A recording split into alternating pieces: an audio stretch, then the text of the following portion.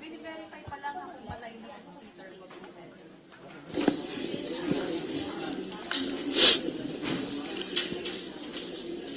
Can I have also water?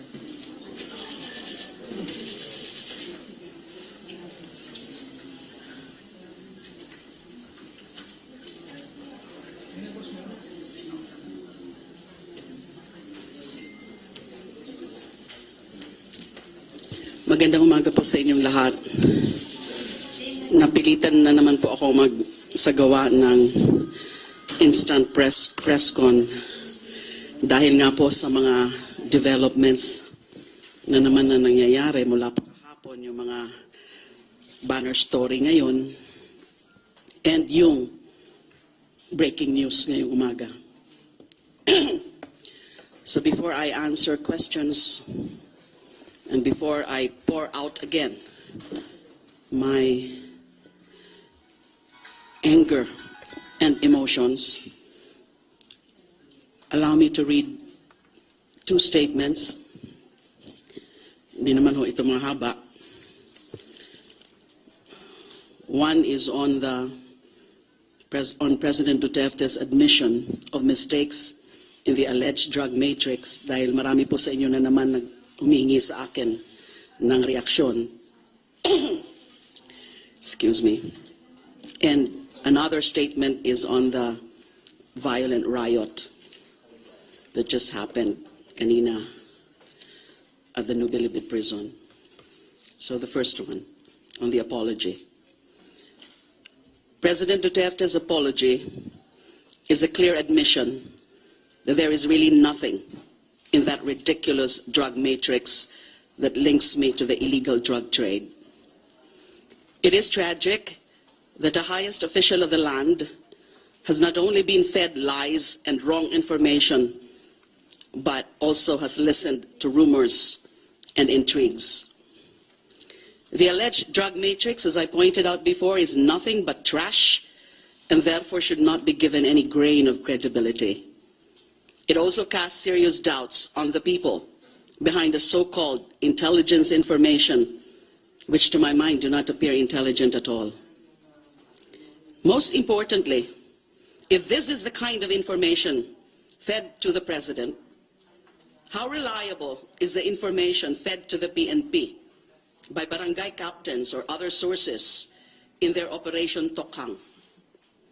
What does it tell us about this lists of drug pushers and addicts who are subjected to Tokhang and vigilante assassinations based on said lists, if intel provided the President himself is so prone to mistakes? This is a problem with EJ case and the death penalty. No amount of apologies from the President will bring back the dead to life. He is not Jesus Christ who can bring back Lazarus to life, contrary to the belief of his fanatic supporters. My next statement on the violent riot. Reports have just come in that a supposed riot at Building 14 of the NBP, which houses JB Sebastian and the other so-called Bilibid 19, has resulted in the killing of Tony Ko and the hospitalization of Sebastian, Peter Ko, and Vicente C. I confirm these are all members of the Bilibid 19. There are also reports saying Peter Ko is either in critical or stable condition. Several prisoners in Building 14 have one thing in common. Aside from being the drug lords, excuse me, or drug convicts that I separated from the general prison population and isolated in Building 14 as a result of the raid conducted on December 15, 2014. Several of these prisoners refused and continue to refuse to testify against me in the House hearings as their alleged protector. They should know, because I was the one who started all their misery by cutting them off from their drug trade and luxurious living quarters. They were also the ones who filed several cases against me, both criminal and administrative, with the Ombudsman because of their alleged quote-unquote, persecution after they were singled out for isolation in Building 14. The official version of the DOJ is that this was a riot. Of course, we do not know yet at this point. Absent any other available reliable information, I'm not discounting the fact that this is another way of the government persuading the Bilibid-19 to testify against me, and that this incident should serve as a lesson to those who refuse to cooperate with the government and do Aguirre's and Malacanang's bidding. If this is the case, this means we have reached a new level of murderous policy in this government. I am not discounting the possibility that this so-called riot is Malacanang's way of sending its messages to prisoners who refuse to implicate me in the Bilibid drug trade as part of Aguirre's and Malacanang's teleserye drama projecting me as the Bilibid drug queen. If this is the truth, I plead to Malacanang to stop this tragic, desperate, and despicable actions. These prisoners are supposed to be under the government's protection. To threaten them with violence and murder simply because they refuse to be used in the ongoing House hearing is the height of mafia tactics and gangster-style operations that makes this government worse than a narco state. It makes this government an assassin state, a state that promotes murder and summary execution as policy and as weapon against its perceived enemies. That's the end of my second statement, and before I answer questions, may I also share with you, I wanted to share this yesterday, pero hindi ko na muna ginawa. Pero I think it's timely to also disclose this. Hindi ho ba nasabi ko na po sa inyo na talagang meron pa rin silang mga ginagawa na talagang kinukumbinsi pa rin nila, yan sila Sebastian at yung mga iba pa. Another A1 source told me that maski yan, sila Peter Ko, sila yung mga ano ngayon, Tony Ko, and Vicente C, and a few others, sila kasi yung mga hindi pa nakukumbinsi. Tsaka yung iba pa na mga gang leaders. Yung sinabi ko po sa inyo dati, na meron subjected to psychological torture. I was asking again for their permission to expose kung sino po yan. Pero hindi po muna po ako binigyan ng permiso kanina. Sabi po nila, sana po maintindihan nyo yung pinarating po sa akin na message. Wala naman po akong diretsong contact sa kanila. Ang sabi po, sana wag nyo muna pong gawin yan kasi baka ho kami ang isusunod.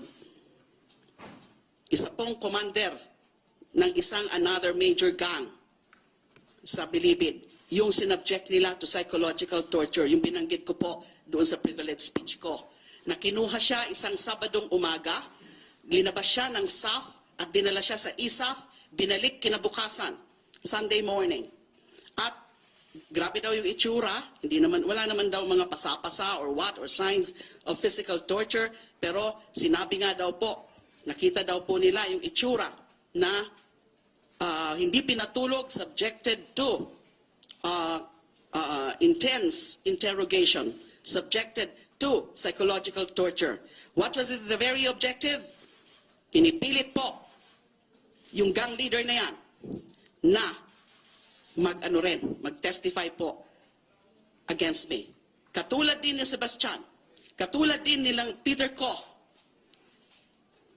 Vicente C, and Tony Ko, na mga pinipilit din. Hindi ho nila nakukumbinsi pa yung iba. Ito pong messages. You will be given copies of this. Again, this is from A1 source. I can stand by the credibility of my source. I can reveal it later in a proper forum. But I guarantee you the credibility of my source or sources.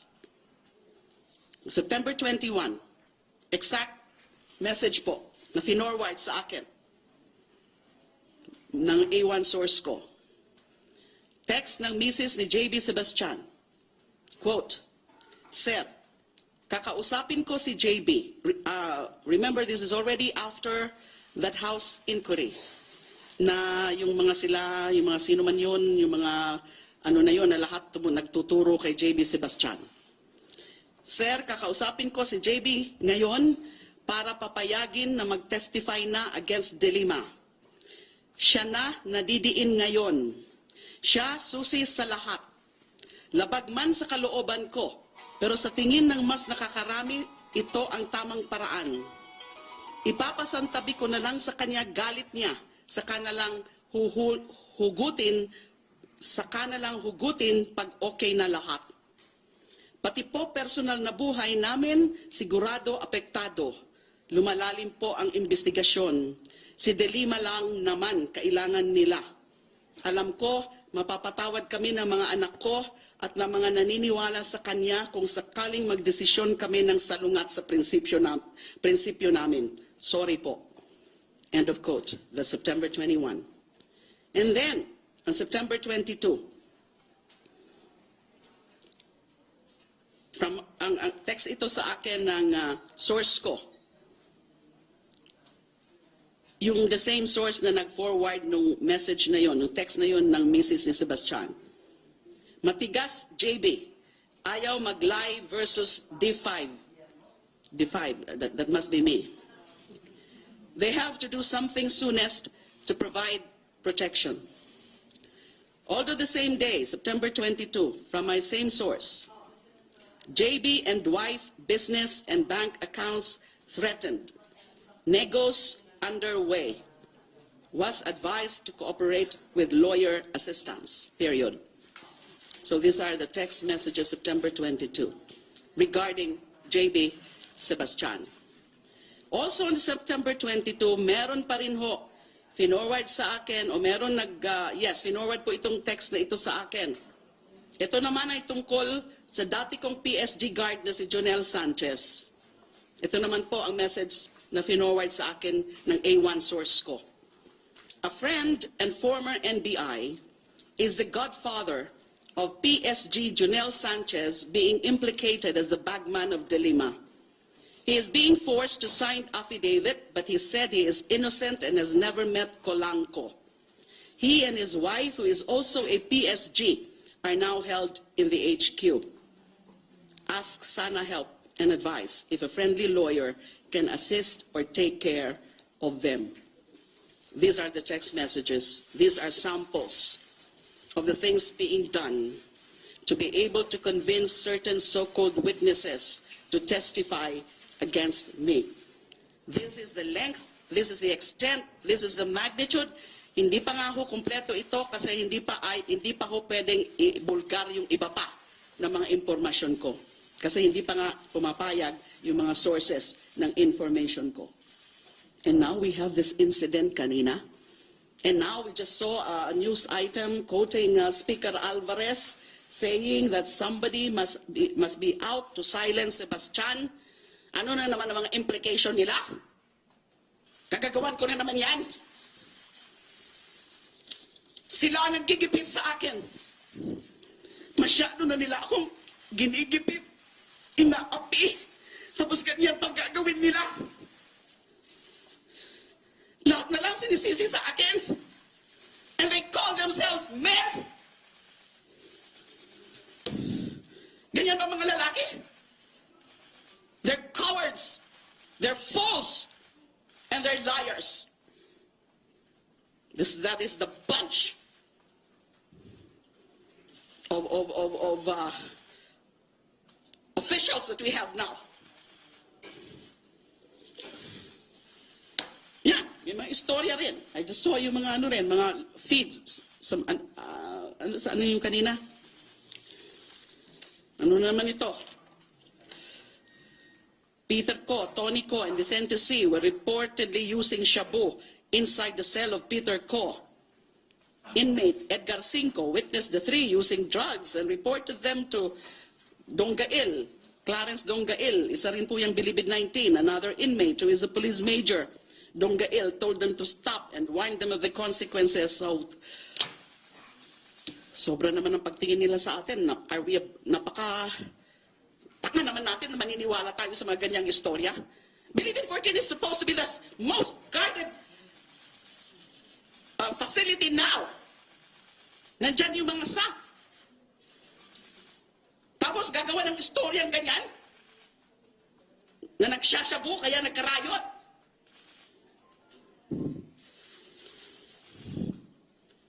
Tama na po. In your desperation, Pangulo, para siraan niyo ako, hindi niyo na iniisip kung ano na yung nagiging itsura niyo sa mata ng bayan at saka sa mundo.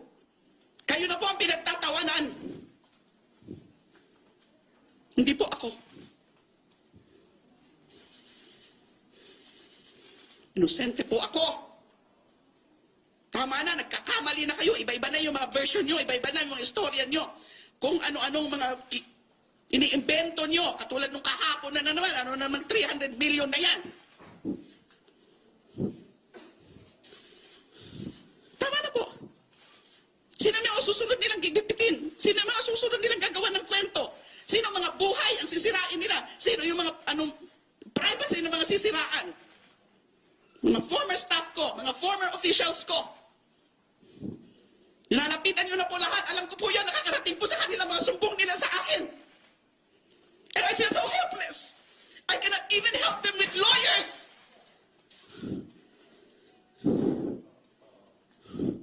Dahil kung papadalhan ko sila ng lawyers, sasabihin nila, ayan, kasi protektahan para hindi siya i-ano. So what am I supposed to do now? Tell me. I'm not going to leave this country and escape anything because there is nothing to escape from. May mga nag-a-advise na sa akin, namang well-meaning friends. Mag-isip-isip ka na, Laila, kasi kaka-announce din nga ng Pangulo na ikukulong ka na daw talaga. Mag-hanap ka na ng asylum. Why should I do that? I want to fight here in my country. Di ba ako duwag? Dahil wala pa akong kasalanan. Yung mga nagtatago lamang. At saka yung mga walang mga yung mga duwag ang umaatras. Hindi po si Laila de Lima. Hindi po ako pinalaki ng tatay ko na maging duwag. Tama na. Hulihin niyo na ako ngayon. Yan naman talaga gusto niyo. Ikulong niyo na ako ngayon. I'm here. Do what you want to me, Mr. President. I'll wait for you. Thank you.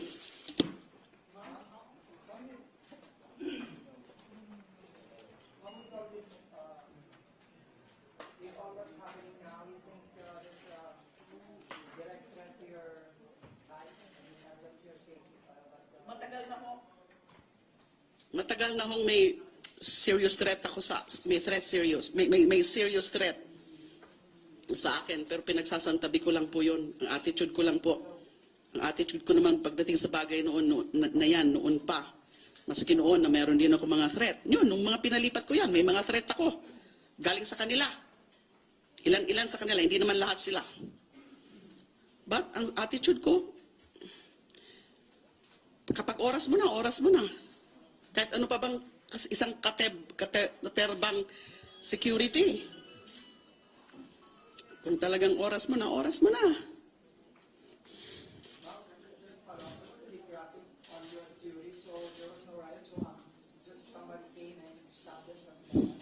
I cannot, of course, say conclusively what exactly happened. But hindi ko po pinapaniwalaan yung version nila ngayon na riot. Why do I say this? Meron din po akong naging report noon. Remember, may sinabi sila sometime in August na nagbiglang nagparang surprise inspection sa Building 14 at meron pa rin daw mga nakuha na ilan-ilan na mga kontrabando Doon daw kay Peter ko, ayoko po na sana itong ipalabas. But again, my source is A1.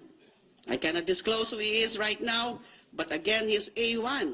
Yung mismong gwardya na yun ang supposedly nag-report per their official report na parang yung parang naging official complainant, I think, dyan sa mga ano na yan, na may mga nakuha na naman ng mga kontrabando from one of the inmates. Yung guard na yan, hindi niya inaamin yan. Yung guard na yan, sinabi, basta pinapirma na lang ako dyan, ako pinalabas na nakadiskubre nung so-called contrabands na yon. So mga pinipilit na mga nagplaplanta na sila ng mga ebidensya. Yan, yung katulad ng ano na yan. Yung kung totoo na naman yan, kung totoo lang, narayot talaga yan, kagagawan yan mismo nila Sebastian. Hindi yan nalalayo dyan sa mga official version nila ng mga ng agaw, ng laban. This is really madness. Nakikiusap talaga ako sa Pangulo, kinakagire. Uminto na po kayo sa mga dyan sa madness.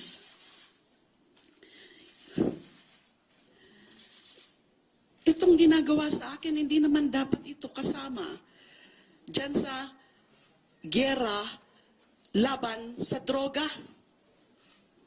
Itong malagyera na rin na ginagawa nila sa akin ay dahil lamang sa isang matinding galit ng isang tao na Pangulo na ho natin ngayon. Ang analysis ko po dyan, kaya nakukuryente rin siya. Kaya nga ho, ayan, yan, example na yan sa drug matrix na yan. I had to linunok niya ngayon, in a very rare moment na linunok niya ang kanyang pride na mag-apologize dun sa mga dinawit niya dyan. Ang nangyayari po, this is my analysis. You may or may not agree with me, but I've been thinking about this sa mga nangyayari ngayon. There are forces, elements, personalities surrounding the president na alam talaga kasi nila kung gaano kagalit sa akin ang Pangulo gawa noong 2009 nga tungkol sa DDS inquiry. So, itong mga ibang puwersa na ito, mga personalidad, mga shady characters na umaali-aligid dyan ngayon sa Pangulo. Yung iba dyan, nakikita nyo sa House inquiry. They are taking advantage, they are capitalizing on the personal vendetta on the part of the President. Ginagatungan nila, dinadagdagan nila, sinusuplayan nila ng mga mali na mga impormasyon, ng mga lies. Kaya lumaki na, nang lumaki yung istorya. All of a sudden, I'm now the believed drug queen. Because dyan sa mga factory of lies na finifeed ng mga personalidad na yan, na may kanya-kanyang mga agenda. Either galit talaga sa akin, they have an axe to grind also, dahil may kinasuhan ko rin sila, pinakulong ko rin sila, o kaya kung ano man, ng mga iba pang mga agenda. Naiipit sila, at yun ang pinapagawa sa kanila, hindi ka namin kakasuhan, basta ipitin mo, ituro mo si DELIMA, libre ka na. Ito ang immunity. Yan po ang analysis ko. Kaya sino pinakakawawa dito? Ang Pangulo. Pero siyempre, ang mas kawawa ang bayan. Dahil naapektuhan na ng husto. Pinagtatawanan tayo ng international community. Tingnan nyo, nagkakaroon na ng impact sa economy. Ako na naman nasisisihin dyan. By you know who. Senator, paano makaka-apekto yung apology ni President sa proving your innocence, yung case niyo po? Yung ganyang... Na-invento nga lahat yan. Invento yan. Lahat nga, halos lahat yan. Lahat, invento. Invento yung drug matrix na yan, na para bang Pangasinan Mafia. Invento na naman lahat ito. Na ako ngayon, ako ang nag-benefit ng lahat. Ako ang binigyan ng pera through Sebastian, nangolekta, etc., etc. Tinago ko yung the rest of the 300 million na nakuha daw nung raid. And all those other lies. Yan ang nangyayari. Ang bilis maniwala ng Pangulo o kaya gusto niyang maniwala o kaya sadya na yung ibang mga lies na yan galing sa kanila mismo. These drug convicts have an active right against you because of the raid you did. But Definitely. yes, ma'am, what is their reason? What's your analysis? Why are they still refusing to testify against you? Maybe kahit mga drug convicts yan, marunong pa rin naman makonsyensya siguro. I don't know. You can ask them. Kasi nga ayaw nga umarap, ayaw nga mag-testify, ayaw nga mag-execute ng sinumpaang salaysay. Katulad nung iba. Follow up on your source. And meron pa ako from another A1 source na allegedly meron din yan mga listahan kung sino yung mga tunay na mga nagbe-benefit from them and kung sino tunay na mga drug lords din. Follow up, ma'am, on your source. That's A1. On your A1 source, ma'am, just to establish the credibility, what is its interest? Why is he feeding you information? Pardon? Why is he feeding you this information? The A1 source? He cares for me, I think. He's concerned about me as so many others. And he just happens to have an access sa mga yan. Iba-iba naman to, hindi lang naman to isa. Pero yung tungkol dun sa mga text ni Mrs. Sebastian, isang source ito.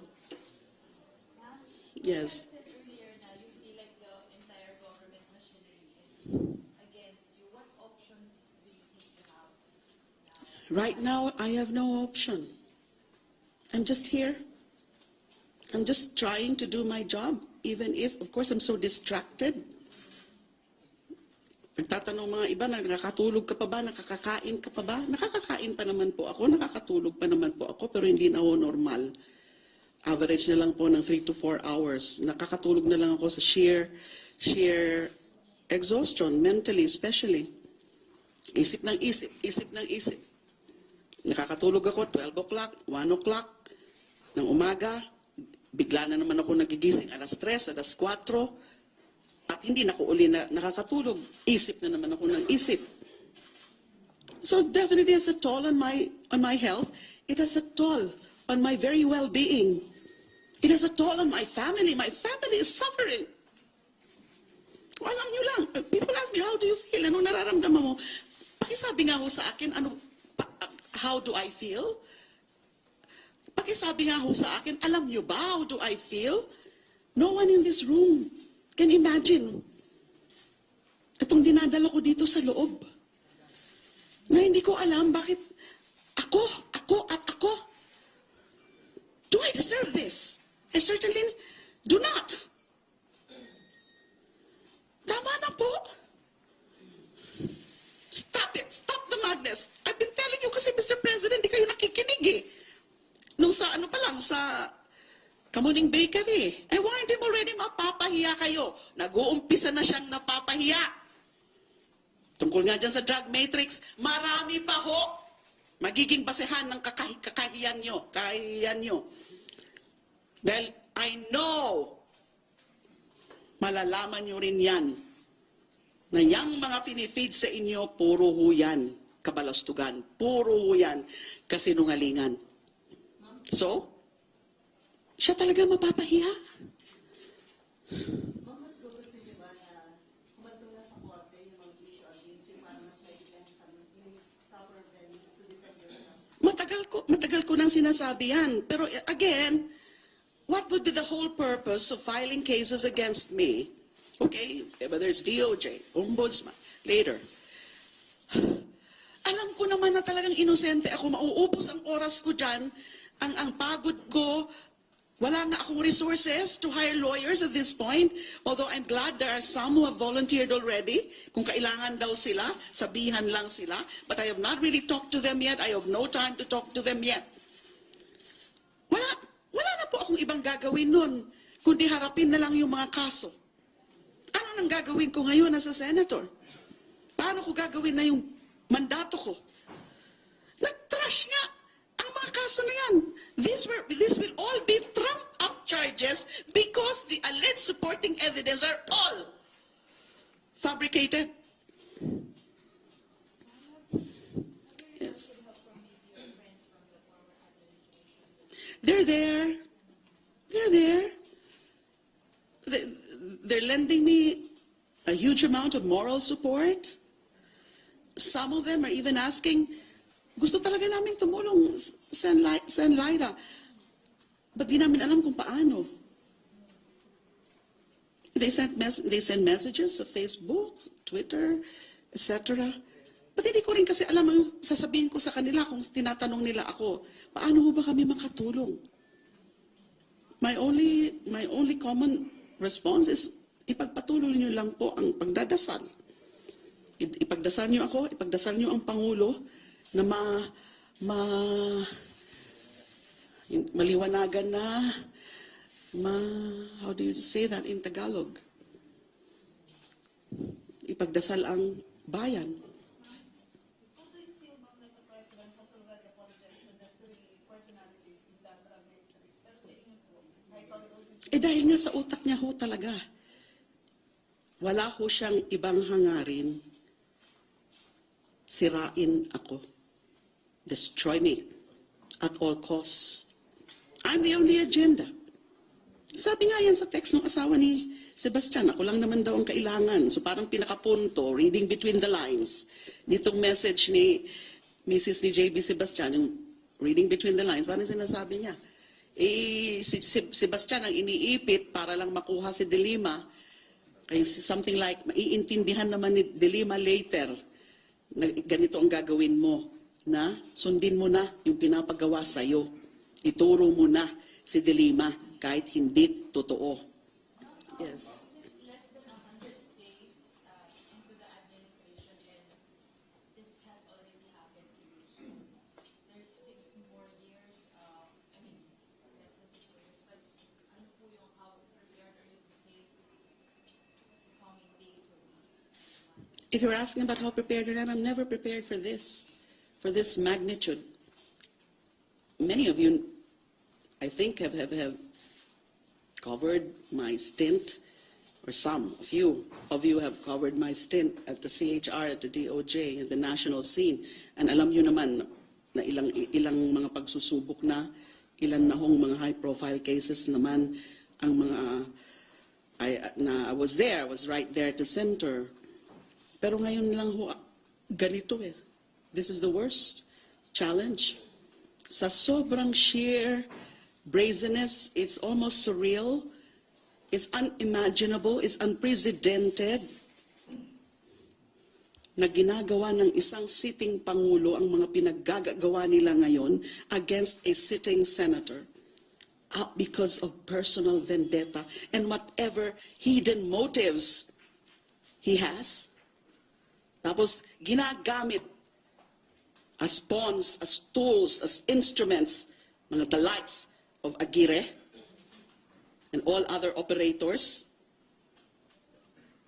to further the President's evil design. Bakit ba talaga hindi sinama sa Benefit 19 si JB Sebastian? Nabanggit na pan po yan. Ang pwede ho talagang makakapagsabi niyan ay sila General Villasanta at Director Bukayo. Kasi sila yung nasa sentro ng mga intel gathering noon.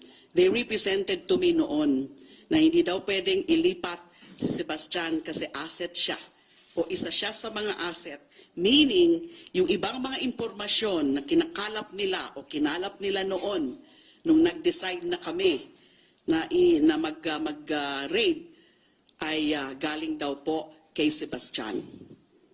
Inililinaw ko po na hindi po siya personal asset ko. Bilang Secretary of Justice, I'm not into the business of having intelligence assets because I'm not into the function of intelligence. But there are certain subordinates and units under the Department of Justice which do intel work. So they supply me with intel. But on my own, as a DOJ Secretary, I do not have any business handling a particular asset. So he was not my asset, but asset of the group, of the government group, yung interagency, particularly PAOK, dun sa problema tungkol sa dyan sa mga impormasyon na yan tungkol sa drug trade within Bilibid. That's why I've been suggesting na sana ipatawag din sila General Villasanta, sila General Bucayo, and other officials. Dahil sila mga mas nakakaalam yan, limited lang ang knowledge ko sa mga bagay na yan. But purposely, I'm not accessing any of these former officials para wala hong mga masabi na naman yung mga nag-aakusa sa akin. Ma'am, Thank you. given the current setup in the building 14, posible pa talaga yung riot? Aren't they like separated from each other? Maybe instance pa talaga? Yung pagkakaalala ko dun sa itsura ng ano na yan, ng Bilibid, ng Building 14, kasi nagkaroon naman ng parang blessing. Nung natapos na po yung renovation, parang inaugural blessing or something, ay may mga kanya-kanyang cells. Itong mga high-profile convicts na yan. If I'm not mistaken, the capacity was about 42. So that's why pinadagdagan ko. And ultimately, pinasama ko na po dyan si Sebastian. Yes. Based on your theory, do you fear that more lives may be lost just taking down something like that? Do you think that's an impossibility? Because of the sheer obsession. May mga pinipilit na nga yung mga ibang ano ko noon eh. Ibang subordinates, ibang mga dating staff ko, mga subordinates, nagpapaano ng mga kung ano-ano, kung mga sinasabing mga drug at bank accounts, nasa akin daw yun. They won't stop. They won't stop. And that's why. Sana makinig na po ang Pangulo. Hindi niyo po ako wag niyo po akong sisisihin later na hindi ho kayo nakikinig. Tapos all of a sudden, it all blows down. It all blows up on your face, Mr. President. Na marirealize nyo rin na mali lahat yan. Hindi totoo lahat yan. Thank you. With all these issues and controversies, may pagsisisi po ba na tumakbo mo kayo sa pagka-senador? And kumusta po yung health condition niyo? Nice question. No? May nagtanong na rin sa akin yan. Sabi ko nga, on one hand, hindi naman sa nagsisisi. Yung parang I was just telling myself, sana hindi na lang ako nanalo. Para hindi na ako pinag-initan in the sense, kaya lang naman ako pinag-initan uli. Dati nang mainit talaga sa akin, lalong naging mainit nung I initiated the probe, the inquiry into the extrajudicial killing. So one hand, ganun, sana hindi na lang ako nanalo para hindi ako pinagdidiskitahan ngayon. On the other hand, trabaho ito, mandato ng bayan, na may gagawin akong trabaho. So ako po, ang attitude ko palagi, kung ano yung tama, ginagawa ko. Basta alam ko na yun ang tamang gawin, ginagawa ko, regardless of the consequences. Hindi naman po kasi ako politiko. Hindi po ako nag-iisip bilang politiko. I never think about my personal interest, let alone any political interest or political agenda. Kagaya nito, yung pagpalabas ko kay Matubato, hindi ko naman yan pinaalam sa LP, hindi ko naman sinabihan yung mga allies ko. Halos wala akong pinagsabihan kundi sa Senator Sonny Trillanes. So, kasi hindi ako politiko. People are asking me, what is your end game? Because some are questioning, parang di ka ata nag-iisip, Senator Laila, na parang wala ka namang kalaban-laban ngayon. Ilalabas mo yung ganyang ka-explosive na witness, sisiraan lang yan, and then di naman maniniwala karamihan kasi the president is still so popular. So what exactly do you want to achieve? Ang pinakasagot ko na lang, what about the truth? That's all. What about the truth? Maraming salamat po.